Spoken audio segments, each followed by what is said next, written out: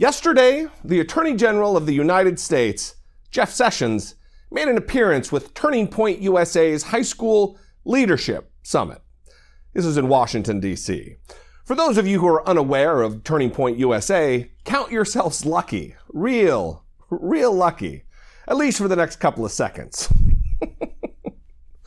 Turning Point USA is a right-wing organization founded by 24-year-old Trumpist dingleberry, Charlie Kirk, and is infamous for maintaining a professor watch list to battle what they call the advancement of leftist propaganda in the classroom, whose officers have been credibly accused of racism and discrimination, and who have likewise been accused of unlawfully violating its tax-exempt status in connection with its involvement in the 2016 election. So naturally, Jeff Sessions, the Attorney General, was eager to attend an event hosted by such an organization.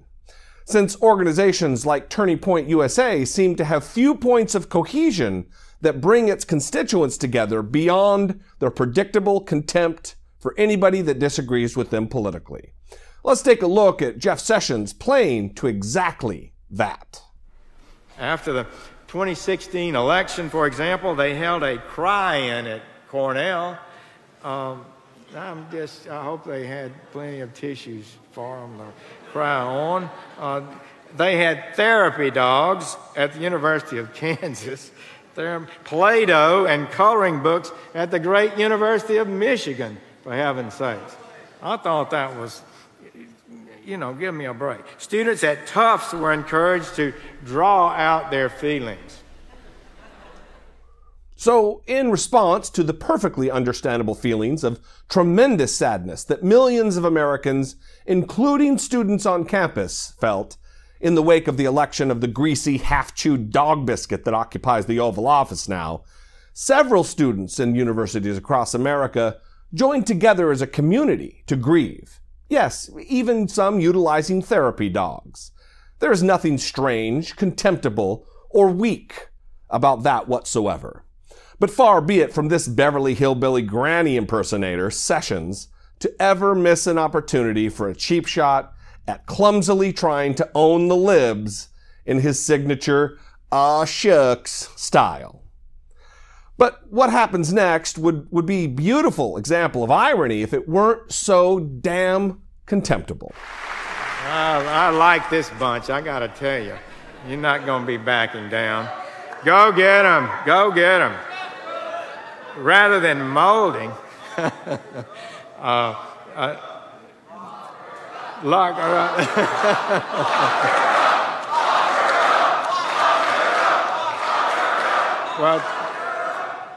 so I heard that a long time over the last campaign.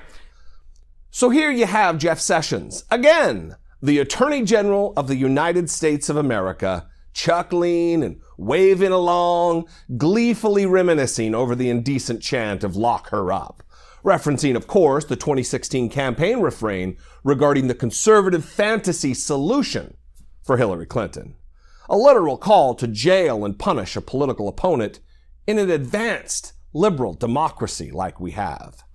But what's so ironic about this is that seconds ago, Sessions was ridiculing Hillary's student supporters for their grief at her loss to Trump. But here he is, indulging this Republican revenge fantasy to a bunch of impressionable high school kids. 2 years later, and these folks are still hung up on the 2016 election and the specter of Hillary Clinton. Perhaps they need to call in the therapy dogs for themselves. This also speaks to a deeper and disturbing trend that was once the sole province of right-wing nutters like Alex Jones. Actual mainstream Republican political leaders, including the President of the United States, are trying to cajole and influence culture into a direction that will undermine reasonable, progressive policy objectives.